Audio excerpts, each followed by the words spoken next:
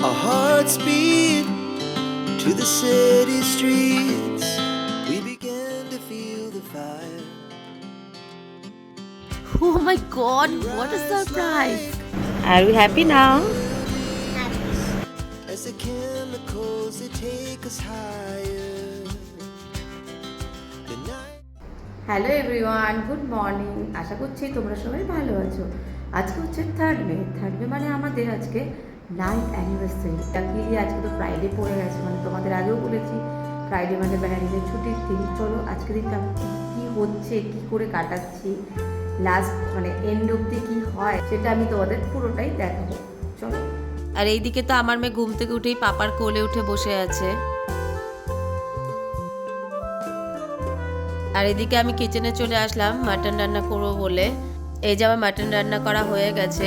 আর ওইদিকে অরিত্র ব্রেকফাস্ট সেরে সেই 9টার সময় বেরিয়েছে, এখন 12টা হয়ে গেছে, এখনো আসার নাম করা যায় না কোথায় গেছে। ছিলাম রান্না করা হয়ে গেছে, তারপর আমাকে ফোন করে বললো যে সারপ্রাইজ যে তাড়াতাড়ি নিচে আসো।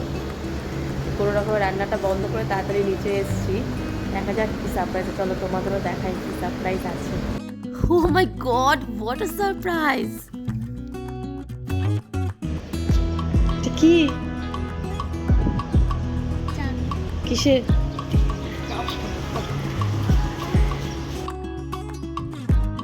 যারা আমাদের মতো মিডল ইস্ট কান্ট্রিতে থাকো তারা নিশ্চয়ই জানো যে গাড়িটা কতটা নেসেসারি এখানে। কারণ এখানে পাবলিক ট্রান্সপোর্ট কিচ্ছু নেই, না আছে অটো, রিক্সা, টোটো, বাস আছে তাও হাতে গোনা 4 থেকে 5টা বাস গোনা সারাদিনে চোখে দেখা যায়।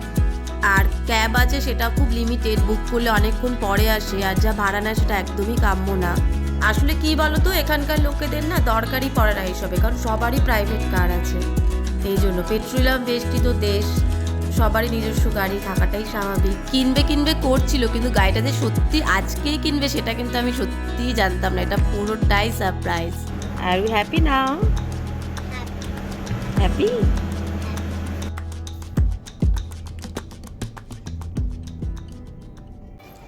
বিকেল বেরিয়ে পড়লাম ভগবান শ্রীকৃষ্ণকে পুজো দিতে। মানামাতে একটি শ্রীকৃষ্ণ মন্দির আছে, সেখানেই চলে এলাম পুজো দিতে।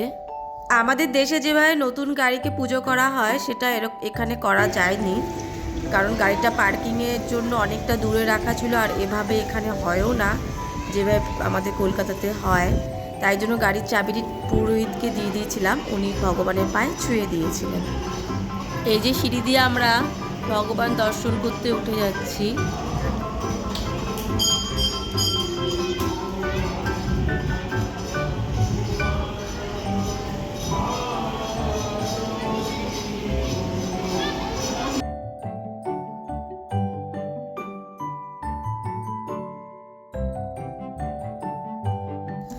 এইটা হচ্ছে মন্দিরের বাইরের দৃশ্য। দেখতে পাচ্ছ তোমরা পরপর জুয়েলারির দোকান। এইবার আমরা বাড়ির দিকে যাব। বাড়িতে গিয়ে ড্রেস চেঞ্জ করে আবার একটু বেরোবো, রাত করেই বেরোবো।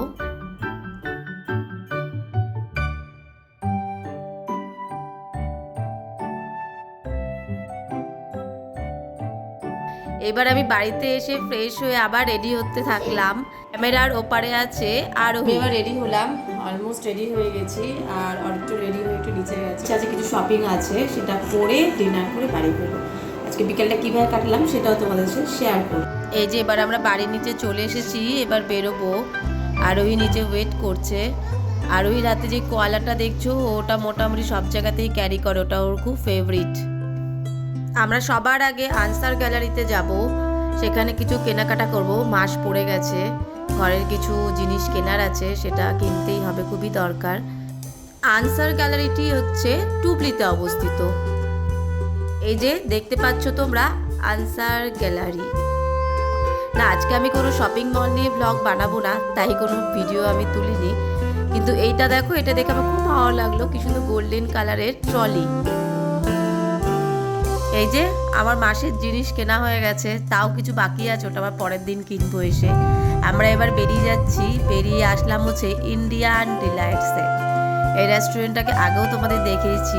আমার জন্মদিনে এখানে এসেছিলাম, এখানকার খাবারের কোয়ালিটি অ্যান্ড টেস্ট খুব ভালো লেগেছিল, তাই আবার আমরা ঘুরে আসলাম। ইন্ডিয়ান ডিলাইটস এটি মানামাতে অবস্থিত। বাহরিনের ক্যাপিটাল মানে রাজধানী হচ্ছে মানামা। আমরা শপিং শেষ করে চলে আসলাম ডিনার করতে।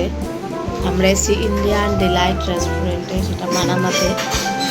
বসে দেখি কি অর্ডার করা যায়। এদিকে অরিত্র বসে ভাবছে মেন কোর্সে কি অর্ডার করা যায়। স্টার্টারটা আমি নিজে থেকেই অর্ডার করে দিয়েছিলাম। স্টার্টারে অর্ডার দিয়েছিলাম পনির টিক্কা। আর ওই আজকে অনেক বড় হয়ে গেছে, আমাকে বলেছে মাম্মা আমি আজকে সব নিজের হাতে খাবো। দেখো নিজের হাতেই সব খাচ্ছি আজকে। এইদিকে আমাদের ডিনারও চলে এসেছে। অর্ডার করা হয়েছিল হচ্ছে চিকেন, গোবি মাঞ্চুরিয়ান আর কেরালা পরাঠা।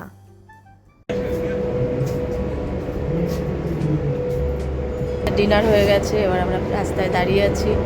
রাত এখন 10:30 বাজে। যাই বাড়ির দিকে রওনা দিই।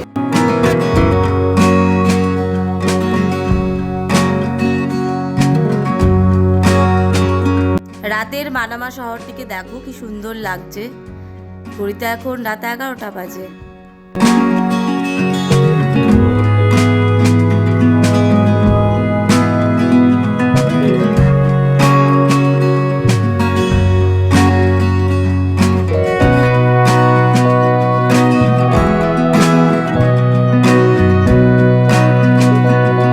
আমার এই ব্লগটি তোমাদের কেমন লাগলো প্লিজ কমেন্ট করে জানিও। ভালো লাগলে অবশ্যই লাইক করে দিও। আর যারা এখনো সাবস্ক্রাইব করোনি প্লিজ সাবস্ক্রাইব করে দিও। দেখা হবে নতুন কোনো টপিক নিয়ে নতুন কোনো ব্লগে।